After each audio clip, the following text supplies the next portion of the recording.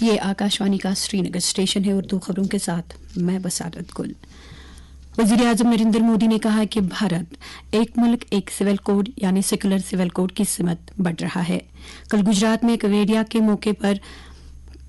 کے مقام پر راشٹریہ ایکتا دیوس تقریبات سے خطاب کرتے ہوئے وزیر اعظم نے کہا کہ بھید بھاؤ ختم کرنے کی خاطر سیکولر سول کوڈ کے لیے کوشش بہت اہمیت کی حامل ہے.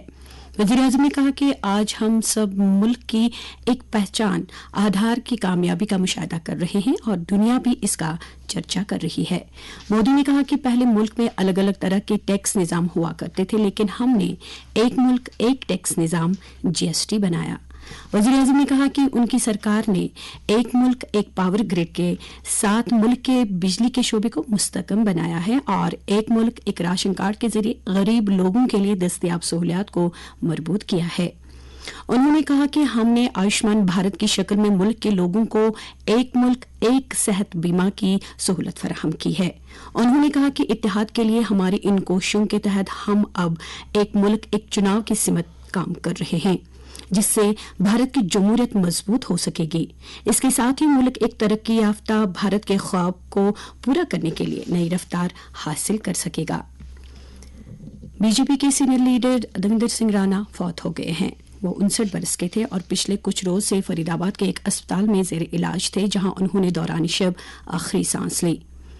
مرکزی وزیر مملکت ڈاکٹر جتیندر سنگھ کے برادر اصغر دویندر سنگھ رانا حالیہ اسمبلی چناؤ میں نگروٹا حلقے سے جموں کشمیر اسمبلی کے لیے منتخب ہوئے تھے.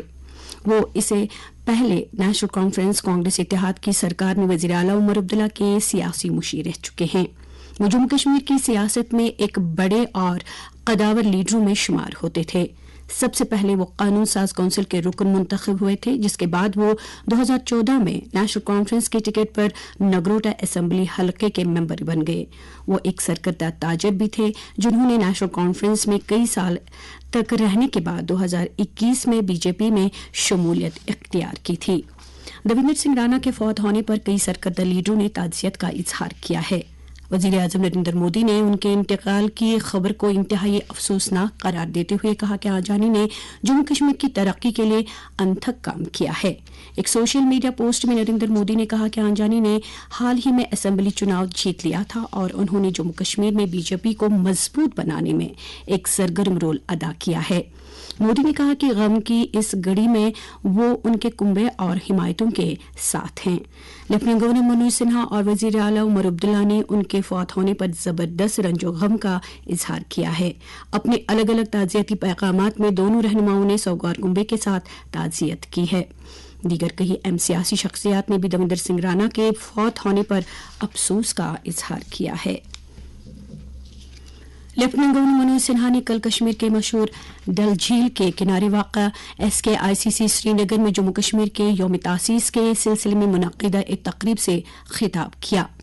یوم تاسیس کے موقع پر LG نے عوام کو مبارکباد دیتے ہوئے پولیس، سیکورٹی فورسز، انتظامیہ، عام لوگوں اور دیگر تمام متعلقین کی یہ کہتے ہوئے ستائش کی کہ ہر کسی نے اپنی اپنی جگہ پر جموں کشمیر کی تعمیر و ترقی میں اپنا اہم کردار ادا کیا ہے.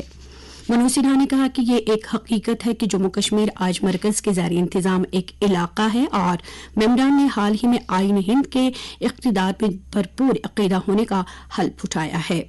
انہوں نے کہا کہ جب جموں کشمیر کا ریاست کا درجہ بحال ہوگا تو اس کے بعد اس کا بھی یوم تاسیس منایا جائے گا. انہوں نے کہا کہ وزیر اعظم اور وزیر داخلہ نے ریاستی درجے کی بحالی کا وعدہ کیا ہے جسے مناسب وقت پر پورا کیا جائے گا.